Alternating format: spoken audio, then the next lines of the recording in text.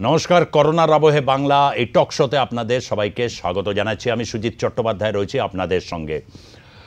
দ্রুতলয়ে কীভাবে বেরিয়ে গেল হচ্ছে ছটা মাস লকডাউনের। এই 6 মাসের মধ্যে দিয়ে যে শেষ মুহূর্তে একটা বেশ বড় রকমের ঘটনা সামনে চলে এলো। রাজ্যসভায় ধ্বনি ভোটে পাশ হয়েছে তিনটি বিল, কৃষি সংক্রান্ত তিনটি বিল। এর মধ্যে অত্যাবশ্যকীয় পণ্য আইন সংশোধনী বিল রয়েছে। ফলে এই মুহূর্তে চাল, ডাল, আলু, গম এগুলো কিন্তু আর অত্যাবশ্যকীয় পণ্য নয়, অর্থাৎ এর উপরে রাষ্ট্রীয় নিয়ন্ত্রণ থাকবে না, বাজারের হাতে এটা যাবে। ফলে এর দ্বারা সাধারণ মানুষ যারা ক্রেতা, ভারতবর্ষে কৃষিক্ষেত্র যেরকম রয়েছে সবচেয়ে বেশি মানুষ কৃষিক্ষেত্রের সাথে যুক্ত রয়েছে এবং কৃষি সংক্রান্ত বিষয়ের সঙ্গে যুক্ত রয়েছেন, ক্রেতারা রয়েছেন, অর্থাৎ উভয় দিক থেকেই সবাই প্রায় এই বিলের আন্ডারে পড়ে গেছেন। এবং সেটা নিয়ে গোটা দেশ জুড়ে, বিশেষ করে উত্তর ভারতের বেশ কিছু রাজ্যে এই নিয়ে একটা তীব্র কৃষক বিদ্রোহ সামনে এসে উপস্থিত হয়েছে এবং এর রাজনৈতিক কাজ অন্যান্য প্রান্তে এসেও গিয়ে পড়তে চলেছে।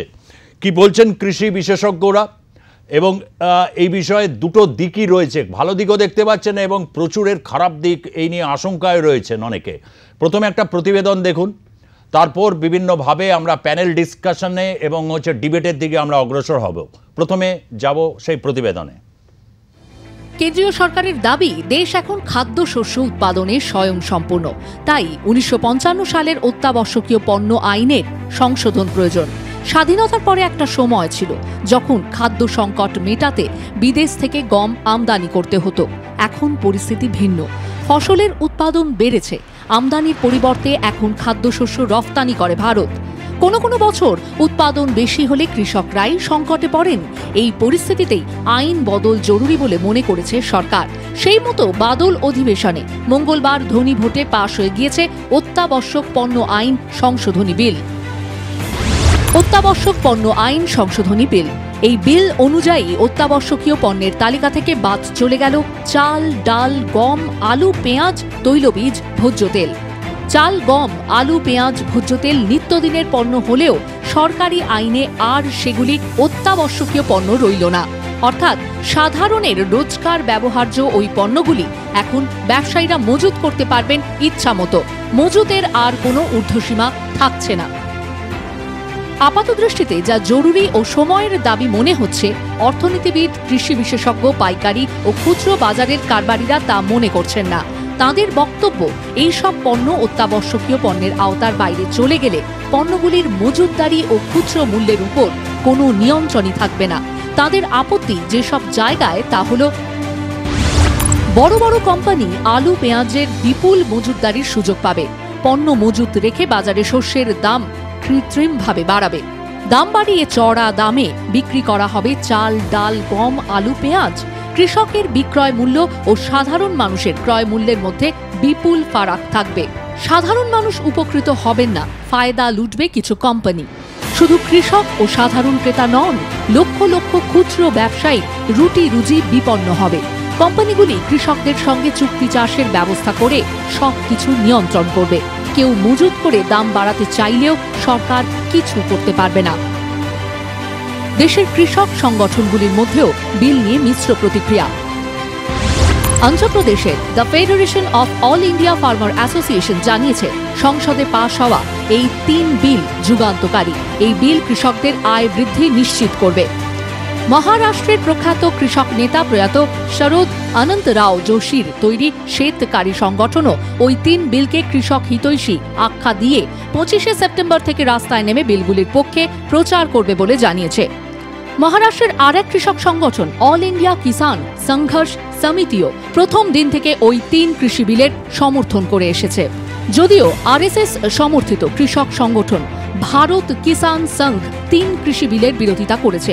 ভারত কিষাণ সংঘ কৃষি মান্ডির বাইরেও ফসল কেনার জন্য সরকার ঘোষিত ন্যূনতম সহায়ক মূল্য বাধ্যতামূলক করার দাবি তুলেছে। দেশের কৃষি বিশেষজ্ঞদের একাংশ 3 কৃষি বিলের আরও কিছু বিষয় প্রশ্ন তুলেছেন। এর কিছু পক্ষে, কিছু বিপক্ষে।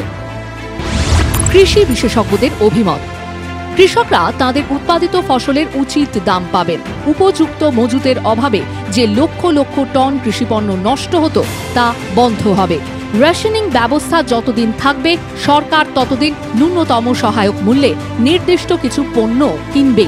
অর্থাৎ বর্তমান ন্যূনতম সহায়ক মূল্য বা এমএসপি ব্যবস্থা উঠে যাওয়া নিয়ে আশঙ্কা অমূলক।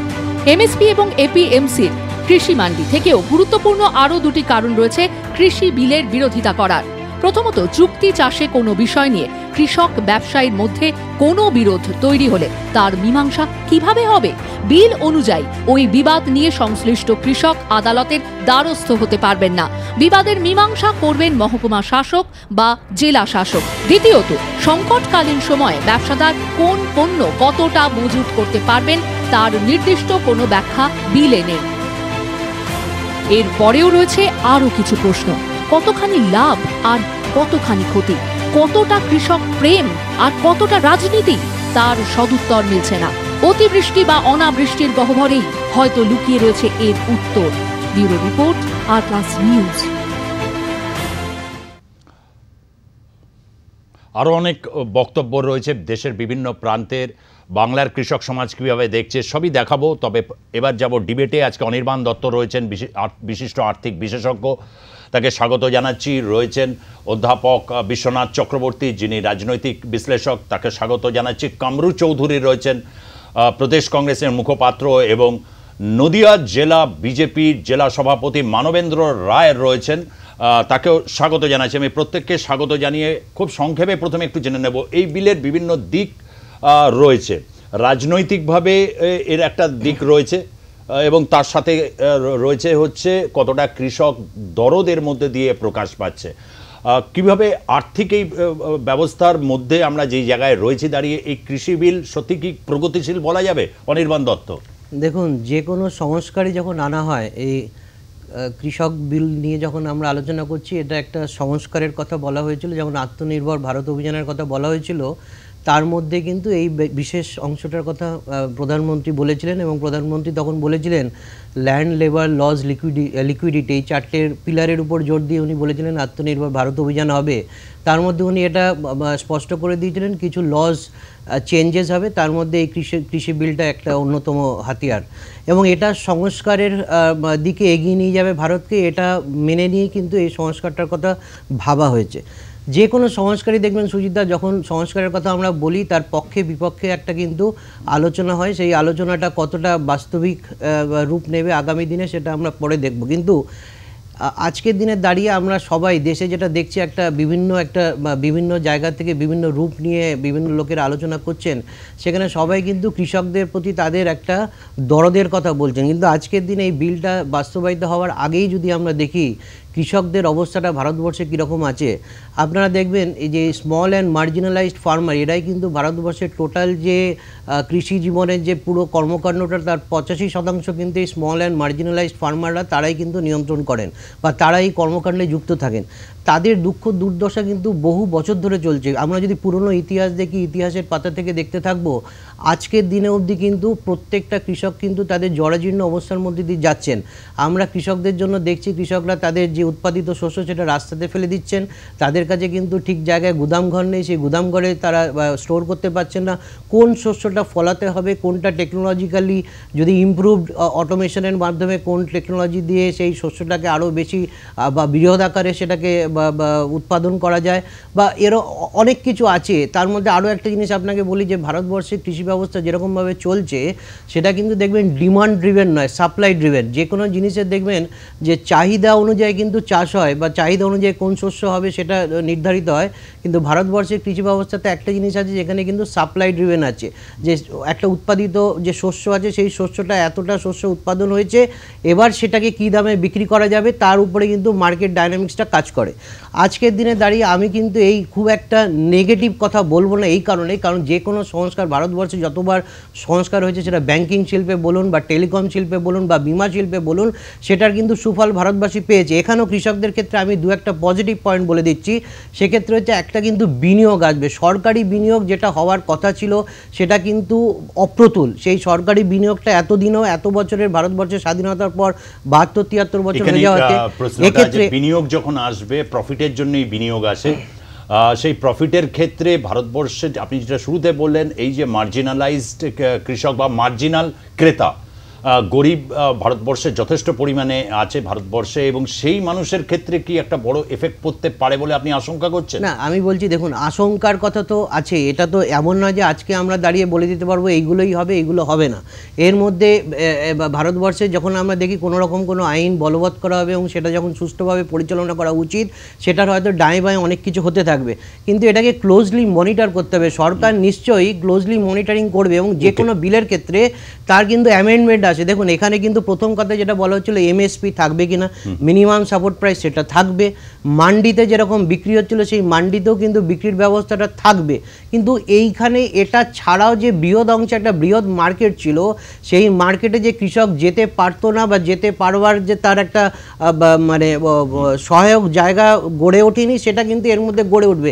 এক্ষেত্রে আরও একটা কথা বলছি, সুবিধা ছোট্ট কথা, যে এর মধ্যেও আপনাকে বলছি, দেখুন একটা নেগেটিভ কথা আসছে যে কর্পোরেট লোকরা ঢুকে যাবে বা কর্পোরেট বাজারটা নিয়ন্ত্রণ করবে বা কর্পোরেট এখানে কৃষককে নিয়ন্ত্রণ করবার চেষ্টা করবে। এটা কিন্তু একটা কর্পোরেট বা দুটো কর্পোরেটের ব্যাপার না। এখানে কিন্তু অনেকাংশে অনেক বিনিয়োগ কিন্তু আসবে, বিদেশি বিনিয়োগ আসতে পারে। সেখানে ভারতবর্ষের মধ্যে থেকে কিন্তু অনেক বেসরকারি উদ্যোগপতি এখানে আসবেন। আজকে একটা মানে কৃষক যখন কারোর সঙ্গে নেগোসিয়েশন করবেন, সেখানে যদি কর্পোরেট এর সঙ্গে তার নেগোসিয়েশন পছন্দ না হয়, কর্পোরেট বি বা কর্পোরেট সি থাকতেই পারে। সেক্ষেত্রে কিন্তু কৃষকের হাতেও কিন্তু সেই ক্ষমতাটা থাকবে। বুঝতে পারছি একটা মানে ভারতবর্ষের কৃষককে অনেক বেশি কম্পিটিটিভ মানে আগামী দিনে একটা জায়গায় গিয়ে যাওয়া, যেটা অত্যন্ত, কিন্তু একটা রাজনৈতিক অভিক্ষেপ কি হতে পারে আমি বিশ্বনাথ বাবুর কাছ থেকে জিজ্ঞাসা করব। বিশ্বনাথ বাবু, একটা ইকোনমিক অ্যাসপেক্ট, যে কোনো সংস্কারের ক্ষেত্রে একটা গেল ব্যাপারও থাকে, আবার যারা সংস্কারটা আনতে চাইছেন তারা বলেছেন যে ব্যাপারটা নিঃসন্দেহে খুব গুরুত্বপূর্ণ, কিন্তু টাইমলিনেস একটা ব্যাপার আছে, যে টাইমে এখন নিয়ে আসা হলো, এটার কি একটা রাজনৈতিক অভিঘাত পড়তে পারে বিহার বা বিশেষভাবে পশ্চিমবঙ্গে? বিশ্বনাথ বাবু, দেখুন, একটা বিষয় যে আপনার প্রতিবেদনটা খুব গুরুত্বপূর্ণ, আপনার প্রতিবেদন খুব সুন্দর করে আপনি তৈরি করেছেন, যেখানে আপনি নিজে বলছেন যে কিছু পক্ষে যুক্তি আছে, কিছু বিপক্ষে যুক্তি আছে। রাজনীতি নির্মাণ হয়, ফলে রাজনীতিটা আগামী দিনে তৃণমূল কংগ্রেস পশ্চিমবাংলায় বা আরজেডির বা কংগ্রেস দল বিহারে কিভাবে নির্মাণ করে, আর তার কাউন্টার হিসাবে প্রতিনির্মাণ কিভাবে বিজেপি করে বা এনডিএ করে, সেটা কিন্তু দেখার। যেহেতু আপনি নিজেই প্রতিবেদনে দেখালেন যে কিছু পয়েন্ট পজিটিভ আছে, কিছু পয়েন্ট নেগেটিভ আছে, ফলে বিনির্মাণটা কিভাবে হচ্ছে সেটা গুরুত্বপূর্ণ। তিনটে বিষয় আমি আগে একটু বলে নিই। একটা হলো যে দেখুন, আপনি যখন বিশ্ব ধনতান্ত্রিক ব্যবস্থার মধ্যে ঢুকেছেন, ওয়ার্ল্ড ক্যাপিটালিস্ট সিস্টেমের মধ্যে ঢুকেছেন, তাহলে আপনি কতদিন আপনার কৃষিকে প্রোটেকশনে রাখবেন? ফলে আলটিমেটলি ক্যাপিটালিজমের অমোঘ যে শক্তি, তাতে সেখানেও বিশ্ব ধনতান্ত্রিক ব্যবস্থার পার্ট হিসাবেই কিন্তু কৃষি ক্ষেত্র থাকবে, হতে বাধ্য। সেখানে নরেন্দ্র মোদী আছেন না, বুদ্ধদেব ভট্টাচার্য প্রধানমন্ত্রী আছেন না, মমতা বন্দ্যোপাধ্যায় আছে, কিচ্ছু যায় না। Structure determine the function. World capitalist system সে তার গতিতে কিন্তু এই উন্মুক্তকরণ অর্থনীতিতে করছে। দ্বিতীয় সেটা হলো যে চুক্তিভিত্তিক চাষের কথা আপনি বলছেন, সেই চুক্তিভিত্তিক চাষ কি পশ্চিমবাংলা বা ভারতবর্ষের অন্য প্রান্তে হয় না? আমি আপনাকে বলছি যে ধরুন পেপসিকো, সে এই হাওড়া কোম্পানি, সে বর্ধমান হুগলিতে আলু চাষিদের কাছে চুক্তিভিত্তিতে চাষ করে তার ওই পটেটো চিপস তৈরি করবার জন্য, এবং বিপুল পরিমাণে। আপনি ক্যাভেঞ্চার বলে একটি কোম্পানি, সেটা মুখ্যমন্ত্রীর খুব কাছের কোম্পানি, সে মুর্শিদাবাদ নদিয়া জেলার কলা চাষ, সেই কলা চাষে চুক্তির ভিত্তিতে করে এবং বিপুল পরিমাণে জমি এই চুক্তির ভিত্তিতে চাষ হচ্ছে। যে সুফল বাংলা, যে কথা ব্র্যান্ডিং, রাজ্য সরকারের ব্র্যান্ডিং সুফল বাংলা, কিন্তু সুফল বাংলার যদি আপনি বিভিন্ন কোম্পানিগুলো দেখেন, সব লিমিটেড কোম্পানি, ফলে এগুলো সমস্ত লিমিটেড কোম্পানির মধ্য দিয়ে অপারেট হচ্ছে সুফল বাংলার নাম করে, ব্র্যান্ডিং এর নাম করে। একইভাবে আপনি যদি দেখেন যে চালগুলো, অর্থাৎ তুলাইপুঞ্জি চাল, এখন কার্যত বিভিন্ন সংস্থাগুলো জমি কিনে নিয়ে, অর্থাৎ লিজ নিয়ে তারপরে এগুলো চাষ করছে। আপনার যে আম চাষে যদি দেখেন, কার্যত একাধিক হাত বদল হয় চুক্তিতে। ফলে চুক্তি ছিল না এই কথাটা বলতে পারি না। এবং যে কোনো গ্রামে যাবেন, 100 জন কৃষকের মধ্যে কেবলমাত্র দেখবেন কার্যকারীভাবে হয়তো 40-50 জনের জমি আছে, বাদবাকি লোকরা কিন্তু অন্যের জমি নিয়ে চাষ করে এবং চুক্তির ভিত্তিতে সেটা হয়। ফলে চুক্তির চাষে একটা বড় আরো সম্ভাবনা বেড়ে গেল। কিন্তু আপনি ঠিকই ধরেছেন যে এটা আগামী দিনে কিভাবে অপারেট হবে, আগামী দিনে এক্ষেত্রে যে ডিসপিউট গুলো যখন আসবে তখন সেগুলোকে কি করে সামাল দেওয়া হবে সেটা ডেফিনেটলি ইম্পর্টেন্ট। আর একটা বিষয়, সেটা ইন্টারন্যাশনাল মার্কেটে নিজস্ব কিছু চাহিদা আছে। একই রকম ফসল যদি উৎপাদিত হয় তাহলে কিন্তু আমাদের শস্যের বৈচিত্র্যকরণ বা ক্রপ ডাইভার্সিফিকেশন কিন্তু নষ্ট হতে পারে। 140 কোটির দেশে সেটা নিশ্চয়ই চিন্তার বিষয় থাকবে। আমি বলবো একটু মানবেন্দ্র বাবু আপনার কাছে, যে এই দিকের মধ্যে অনেকগুলো সংগঠন আছে যারা দীর্ঘদিন ধরে সংঘর্ষ করছে কৃষকের কাছে, সেতকারী সংগঠন থেকে শুরু করে এমন কিছু কিছু অর্গানাইজেশন আমরা প্রতিবেদনে বলেছি। কিন্তু আরএসএস এর কৃষক সংগঠন মান্ডির বাইরে এমএসপির কথা জোরালোভাবে বলেছে। কেন যে গো বলাই জুড়ে যে মান্ডি রয়েছে এবং তারা প্রায় প্রত্যেকেই ধনী কৃষক, তারা কিন্তু মান্ডির সাথে কিন্তু একেবারে ওতপ্রোতভাবে জড়িত, মানে একদম ব্রিটিশ আমল থেকেই প্রায় এগুলো হয়ে আসছে। এরকম একটা জায়গা থেকে কিন্তু একটা বিক্ষোভের একটা প্রবল ক্ষেত্র তৈরি হয়েছে। অর্থাৎ এই ক্ষেত্রে কিন্তু সংঘ পরিবারের থেকেও একটা আপত্তি রয়েছে। এটাকে কিভাবে আপনি দেখতে চাইবেন এই রাজ্যের পরিপ্রেক্ষিতে? দেখুন, এই রাজ্যে যে মান্ডির বিষয়টা আছে, যেখানে আমাদের চাষিরা তাদের ফসল বিশেষত ধান, গম এগুলো যারা নিয়ে যাচ্ছে তারা ওখানে গিয়ে বিক্রি করছে। এই মান্ডিতে চাষিরা যাতে ন্যায্য মূল্যে সহায়ক মূল্য পেতে পারে তার ব্যবস্থা করেছে সেন্ট্রাল গভর্নমেন্ট। ওকে, ফাইন, নো প্রবলেম। কিন্তু এই মান্ডিতে গিয়ে চাষিদের হয়রানিও কিন্তু আমরা জানি। সেখানে মান্ডির মধ্যেও একটা অসাধু চক্র কিন্তু গড়ে ওঠে, অনেক জায়গাতেই আছে। আমাদের এই রাজ্যে যখন কৃষক মান্ডিতে সহায়ক মূল্য দিয়ে ধান বিক্রি করতে যায়, আমরা আচ্ছাড় দেখি 100 কেজি ধানের সঙ্গে এক্সট্রা 20 কেজি, 15 কেজি, 10 কেজি অতিরিক্ত ধান কিন্তু তাদেরকে চাষিদেরকে দিতে হয়। এই চাষিরা আলটিমেটলি মান্ডিতে গিয়ে ফোর্সফুলি বিক্রি হয়, কারণ আদারওয়াইজ তারা বিক্রি করতে পারছে না, অন্য কোনো উপায় নেই চাষিদের কাছে।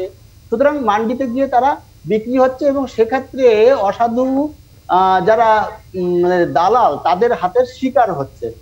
এবার এই মান্ডি ব্যবস্থাটা তো এই আইনে তুলে দেওয়া হয়নি। মান্ডির যা ব্যবস্থা সেই ব্যবস্থা অবশ্যই আছে, থাকছে। এর সঙ্গে অতিরিক্ত ভাবে চুক্তিবদ্ধভাবে অন্য কোনো সে বহুজাতিক কোম্পানি হোক বা আমাদের দেশীয় বড় কোম্পানি হোক, তাদের সঙ্গে চুক্তিবদ্ধ হওয়ার আরেকটা এক্সট্রা সুবিধা আছে। মানে একটা দ্বিতীয় রাস্তা চাষিরা পেয়ে গেল। মান্ডি রইল, দ্বিতীয় রাস্তা রইল, চাষিদের কাছে চয়েস বাড়লো। চাষিরা তাদের খুশি মতো যেটা বেশি বেনিফিট দেবে সেই চয়েসটা অ্যাভেল করার একটা সুযোগ তাদের কাছে এলো। সুতরাং মান্ডি নিয়ে যারা অনেকে চিৎকার করছে, তাদের ধারণা, তাদের চিন্তা ভাবনা একেবারেই অমূলক। মান্ডি রইল, মান্ডির সুবিধাও পাবে। রাইট, আপনি দারুণ বলেছেন। এবার আমি আমার প্রসঙ্গটা বলি। আমার মতো এরকম লোক রয়েছেন, আমি কৃষির সাথে সরাসরি যুক্ত নই, আমাকে কিনে খেতে হয়। আমার মতো এরকম কোটি কোটি মানুষ রয়েছেন। চাল, ডাল, আলু এগুলো কোয়ালিটির খাবার এবং রাষ্ট্র। বিশ্বনাথবাবু আমেরিকার কথা বলেন, আমেরিকাতে এরকম বড় বড় র্যাঞ্চ আছে আমি জানি, যারা হচ্ছে খুব ধনী, যারা হচ্ছে একেবারে কলম্বাসের বংশধর হিসাবে যারা রয়েছে, বড় বড় র্যাঞ্চের মালিক, রাষ্ট্র তাদের নিরাপত্তা দেয় এবং ক্রেতাদের কথাটাও ভাবে। এবার আমি আলু, ডাল, চাল বা আমার মতো যারা রয়েছেন তাদের কাছে কী নিরাপত্তা রয়েছে? তার কারণ অত্যাবশ্যকীয় পণ্য আইনটাকে তুলে নেওয়া হয়েছে নির্দিষ্ট 3টে ক্ষেত্র ছাড়া। আমাদের জন্য কি রক্ষা কবচ আছে এই বিলে আপনি মনে করেন, মানবেন্দ্র বাবু? এবার আমি একটা দুটো পার্ট রয়েছে, একটা হলো চাষি, আরেকটা পার্ট হলো চাষের যারা উপভোক্তা, যারা আমরা কিনে খাই চাষিদের ফসল। আমরা এই বিলের দুটো দিক রয়েছে, এই দুটো দিককে সঠিকভাবে বিশ্লেষণ কিন্তু করতে হবে। চাষিদের জন্য পুরোটাই লাভ। যেটা বলা হচ্ছে চাষিরা ক্ষতিগ্রস্ত হবে সেটা একদমই নেই। চাষিদের কাছে এক্সট্রা অ্যাভিনিউ চলে এলো। না না, সেটা তো আপনি বলেছেন, প্লিজ ডোন্ট রিপিট। আমি জানি, হ্যাঁ আপনি বলেছেন আগে। আপনি ক্রেতাদের কথা থেকে এবার বলুন। আমি এবার ক্রেতাদের কথা বলছি। চাষিদের সুতরাং পুরোটাই লাভ। এবার ক্রেতাদের যে বিষয়টা হলো, দেখুন আমরা এর আগে অত্যাবশ্যকীয় পণ্য হিসেবে লোহার কথা দেখেছি, লোহার রডের কথা দেখেছি, এগুলো কিন্তু অত্যাবশ্যকীয় পণ্যের মধ্যে ছিল, ক্রাইসিস ছিল। কিন্তু বর্তমানে ভারতবর্ষের বাজারে প্রত্যেকটা কৃষি পণ্য যে ডিমান্ড তার থেকে অনেক বেশি তৈরি হয়। সুতরাং যদি গ্লোবাল মার্কেট ওপেন হয় বা বড় বড় ক্রেতারা যদি চলে আসে, সেক্ষেত্রে চাষিরা উপকৃত হবে এবং কম্পিটিশন থাকার ফলে নিশ্চয় এরকম হবে না কোনো একজন বিরাট করে তার দামটা বাড়িয়ে দিল আর অন্যেরা দাম একদম কম রাখলো, সেটা হয় না। আমি এই বিষয়ে আপনার কাছে অনির্বাণ বাবু অবশ্যই আসবো, কারণ এই বিষয়টা আমরা এই দেশের বিভিন্ন স্তরে স্তরের যে বিষয়গুলো, দুর্নীতি এবং নানা রকম বিষয় আছে, কি হয় না হয়, এই বিষয়টার একটা, কারণ এই দিকটা ভয়ঙ্কর আশঙ্কার একটা দিক আমি নিজে যেটুকুনি পড়ে বুঝতে পারছি। আমি একটু কামরু চৌধুরীর কাছে আসবো, সিনিয়র লিডার। কামরু চৌধুরী, আপনি কিভাবে এই বিলটাকে দেখছেন? দুটো দিকই তো আছে, কৃষকের দিক, ক্রেতার দিক।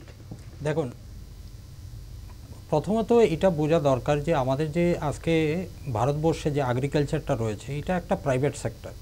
আজকে এই তিনটা বিলে কি হলো, এই প্রাইভেট সেক্টরটা কর্পোরেট সেক্টর দিকে হাতে তুলে দিল মোদী সরকার।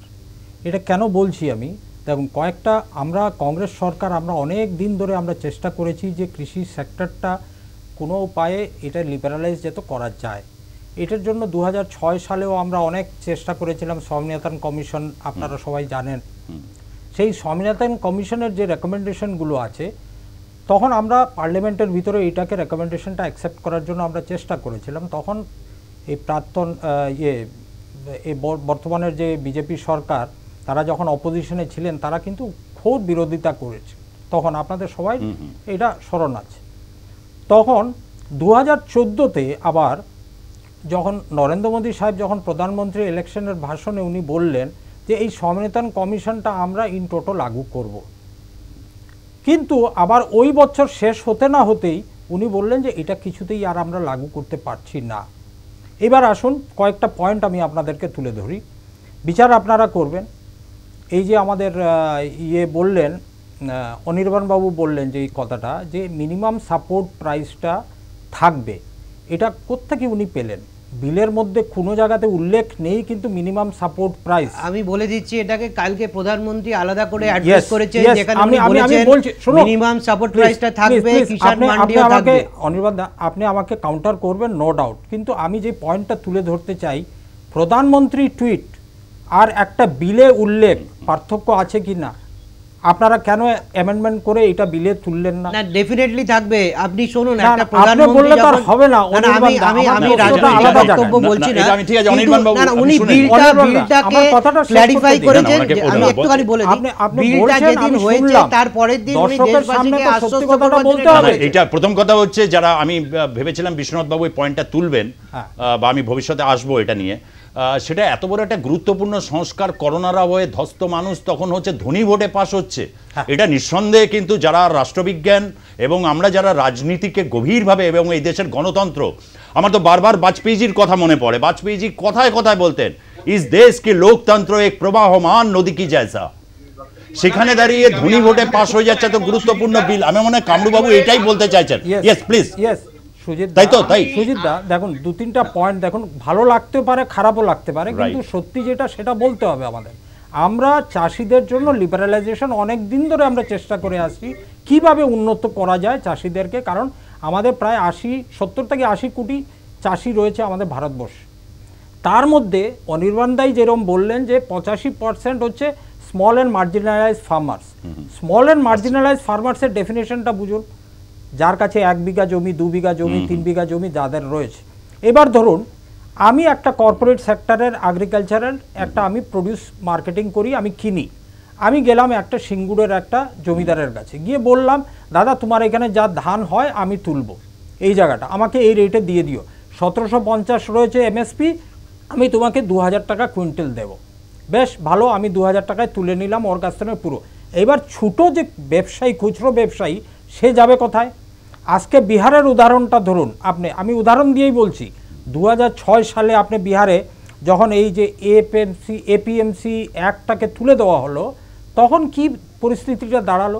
যেই জায়গাটায় সরকারের মিনিমাম সাপোর্ট প্রাইসটা ছিল কিন্তু চাষিরা কিন্তু ডিস্ট্রেস সেল করতে বাধ্য হয়েছিল, 1000 টাকাও কুইন্টালেও বিক্রি করে দিতে হয়েছে।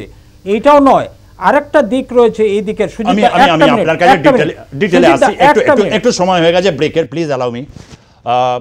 আমরা ব্রেকে যাচ্ছি, ব্রেকে ফিরে আসার পর এই দিকটাকে নিয়েই আমরা আরও বিতর্ককে একটু সামনের দিকে এগিয়ে নিয়ে যাব।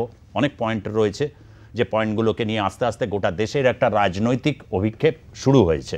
এটা নিয়ে নিঃসন্দেহে বিতর্ক হবে, তবে বিরতির পর ফিরছি, সঙ্গে থাকুন।